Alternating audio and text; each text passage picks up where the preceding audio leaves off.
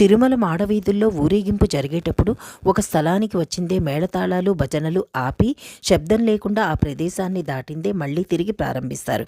అలా ఎందుకు చేస్తారంటే పూర్వం 80 ఏళ్ల ఒక ముసలి అవ్వ శనగలు అమ్ముతూ ఉండేది మాడవీధుల్లో.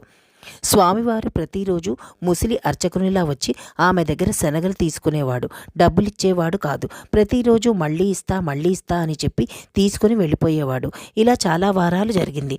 ఒకరోజు ఆమె గట్టిగా పట్టుకుని ఈరోజు డబ్బులు ఇవ్వాల్సిందే అని అడుగుతుంది. ఇప్పుడే తెచ్చిస్తా అని చెప్పి స్వామివారు ఆలయంలోకి పరిగెత్తుకుంటూ వెళ్ళిపోతారు. స్వామికి ఆమంటే ఎంతో అభిమానం. తనకి ముక్తిని ప్రసాదించారు అనుకుంటారు. అందుకే ఆమె పూర్వజన్మల పాపాలను శనగల రూపంలో గ్రహిస్తారు. తన అర్చకులతో ఇలా సెలవిస్తారు స్వామి. ఊరేగింపు జరిగేటప్పుడు ఆమె ఇంటి వద్దకు వచ్చింది. అందరూ నిశ్శబ్దం పాటించండి, లేకపోతే ఆమె బయటకి వచ్చి నన్ను పట్టుకుంటుంది అని చెప్పేవాళ్ళంట. కొద్ది రోజులకి ఆమె ముక్తిని పొందింది.